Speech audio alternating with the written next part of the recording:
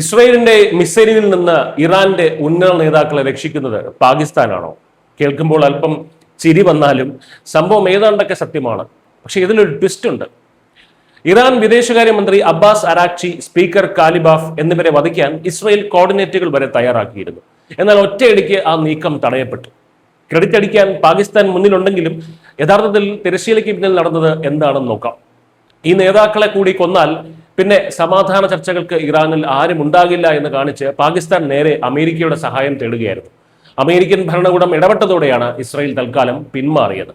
Wall Street journal ഈ വാർത്ത report ചെയ്തപ്പോൾ ഇസ്രായേൽ 4-5 ദിവസത്തേക്ക് ഈ 2 നേതാക്കളെയും ലക്ഷ്യം വെക്കില്ല എന്ന് വ്യക്തമാക്കിയെങ്കിലും ഇതിൽ പാകിസ്ഥാന്റെ പങ്ക് എവിടെയും പരാമർശിക്കാൻ പോലും അവർ മെനക്കെട്ടില്ല എന്നതാണ് ഏറ്റവും വലിയ തമാശ. ലോകത്തിന് മുന്നിൽ വലിയ സമാധാന ദൂതന്മാരായി ചമയാനാണ് ഇസ്ലാമാബാദിന്റെ ശ്രമം.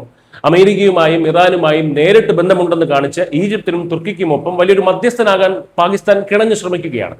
ഭാവിയിൽ സമാധാന ചർച്ചകൾ നടക്കുകയാണെങ്കിൽ അതിന് വേദിയായി സ്വന്തം രാജ്യത്തെ ഉയർത്തിക്കാട്ടാനും അവർ ശ്രമിക്കുന്നുണ്ട്. യഥാർത്ഥത്തിൽ അമേരിക്കൻ പ്രസിഡന്റ് ഡൊണാൾഡ് ട്രംപ് തയ്യാറാക്കിയ 15 സമാധാന നിർദ്ദേശങ്ങൾ ഇറാനിൽ എത്തിക്കുന്ന വെറുമൊരു പോസ്റ്റ്മാന്റെ റോൾ മാത്രമാണ് നിലവിൽ പാകിസ്ഥാനുള്ളത്. അതിൽ ഇറാൻ വിദേശകാര്യമന്ത്രി അബ്ബാസ് അരാക്ചി, സ്പീക്കർ കാലിബാഫുമായി ഒക്കെയാണ് പാകിസ്ഥാൻ ബന്ധപ്പെടുന്നത്. അവരെ തന്നെ തട്ടിയാൽ പിന്നെ ഉള്ളത് ഇളം തലമുറക്കാരായിട്ടുള്ള IRGC ഉദ്യോഗസ്ഥരാണ്. അവരോട് ചെന്ന് സമാധാനം എന്നത് പോയിട്ട് എന്ന് പോലും മിണ്ടാൻ പറ്റില്ല. അതേസമയം ഉയർന്ന തോതിലുള്ള യുറേനിയം സമ്പുഷ്ടീകരണം നിർത്താനും ഇറാന്റെ പ്രോക്സികളായിട്ടുള്ള ഹൂത്തി, ഹിസ്ബുള്ള, ഹമാസ് എന്നിവർക്കുള്ള പണം വെട്ടിക്കുറയ്ക്കാനും ട്രംപ് ആവശ്യപ്പെടുന്നുണ്ട്.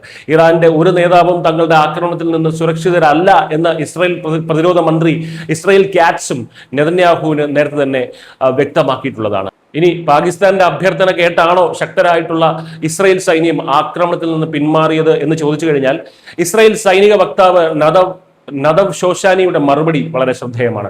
തങ്ങളുടെ സൈന്യത്തിന് കൃത്യമായ ലക്ഷ്യങ്ങൾ ഉണ്ടെന്നും അതിനെപ്പറ്റി ഇപ്പോൾ പ്രതികരിക്കുന്നില്ല എന്നും പറഞ്ഞ അദ്ദേഹം ആ ചോദ്യം തന്നെ തള്ളിക്കളയുകയായിരുന്നു. അരാക്ചിയെയും കാലിബാഫിനെയും ജീവനോടെ നിലനിർത്താൻ പാകിസ്ഥാൻ ഇത്രയും നെട്ടോട്ടമോടിയത് ഇറാനോടുള്ള വലിയ സ്നേഹം കൊണ്ടൊന്നുമല്ല, മറിച്ച് ഇവർ രണ്ടുപേരും ഇല്ലാതായാൽ പിന്നെ IRGCയിലെ തീവ്ര നിലപാടുകാരോട് ചെന്ന് സമാധാനത്തെക്കുറിച്ച് സംസാരിക്കാനുള്ള യാതൊരു ശേഷിയും ഇസ്ലാമാബാദിന് ഇല്ല എന്ന തിരിച്ചറിവ് കൊണ്ട് മാത്രമാണ്.